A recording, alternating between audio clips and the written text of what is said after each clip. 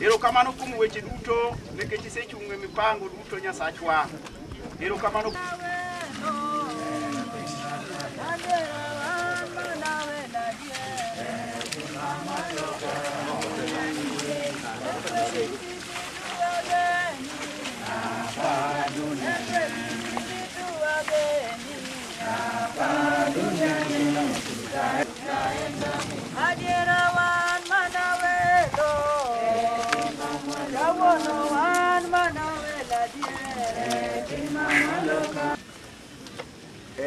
Mawani nyime tulo masani okang'eyo ni udwani mondo ere ng'ama ong'eyo kuma wiye chomo nikech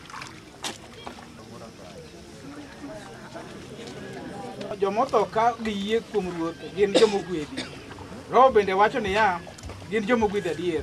Giyie kuom Ruoth gin jomogwedhi. Jogo motho ka giyie kuom Yesu Kristo jal manowal mondo jomoyie kuome obed gi ngima gin jomogwedhi. Roho bende wacho niya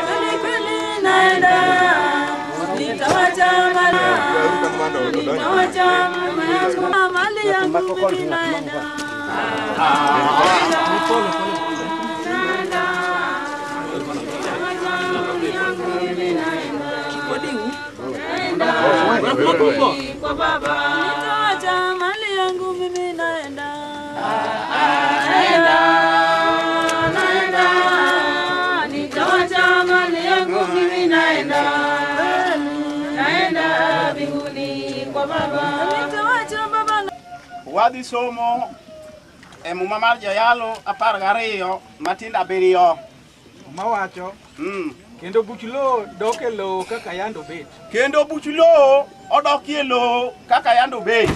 Kendo chuny dhano dok ir Nyasaye manochweyogo. To chuny dhano ma en muya mane Nyasaye okudho odok ir Nyasaye manochweyogo. Wagoni erokamano kuom owadwa kanyo en e piny ka to ndalo ne orumo Nyasachwa. Wan mwadong' ka owinjore mondo wang'eyi kaka Jehova. Jotich madwa tiyo ka Nyasaye gwedhgi.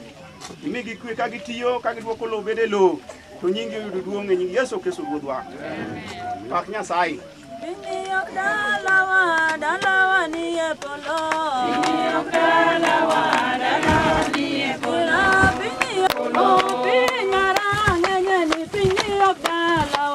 Bini ok dalawa ni e polo. Bini ok dalawa ni e polo.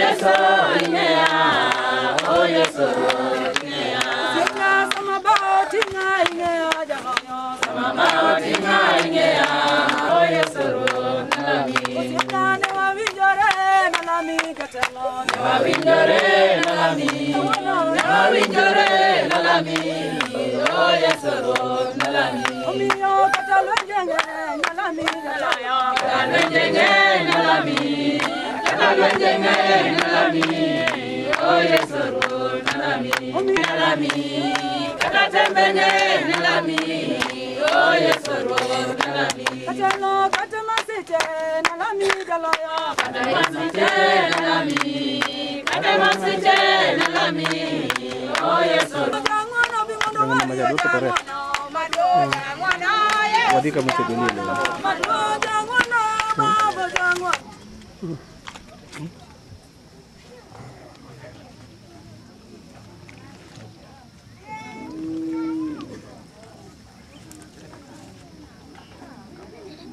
Walamo. Nyasach polo koda piny. Erine wan ka mondo wakaw ringruok ka Gima nyiso gima timore ni wakawo kodhi idonjo e ot ilemo ne. That is a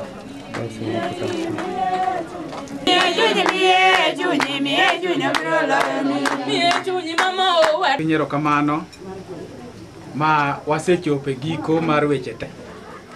To gima dang' awachi maduong' n'oganda mane ka ne wan watieko kendo wan ok waduoge liel. Nyasi moro amora ma jogemo ne timo kuom wuodgi thuolo nitie ginyalo timo mak mana awo girwake kanisa. Kuom mano awe thuolo no wadwa Cornel madhi lamo Nyasaye kati watieka tieka. Koro wageng' wadwa Cornel Nyasaye pad gwedhi kilamo Nyasaye. Kechi ber kendo iwinjori. Nyingi owinjore oting' malo Yesu nikech in e wuon ng'wono. Isingori ni mondo liete kod nyithera modong' imule Nyasaye. Mi iloke obed nyathini Nyasachwa. Mi ilok parone. Nyasaye makelo kwe ne mondo liete imiye kwe. Moloyo dalani bende mi kwe. Nyithindo matindo Nyasaye imigi kwe Nyasachwa. Iyogi kendo inemimigi chuny maber.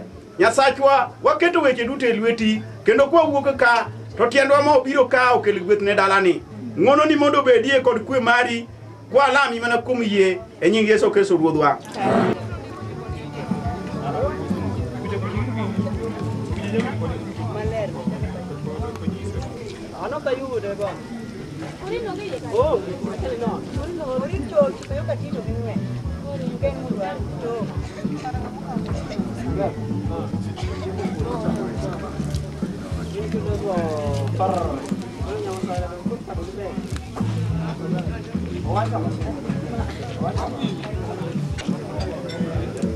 Asema kutia. Kadwa ni waya ni mwana. Angu giota. Kuom support mumiyowa wagero ot waiko maber wakawo welo maber. Nyasaye mondo gwedhu upar nyithindo modong' gi jodala modong'. Nyasaye mondo gwedhu an Jani Otieno.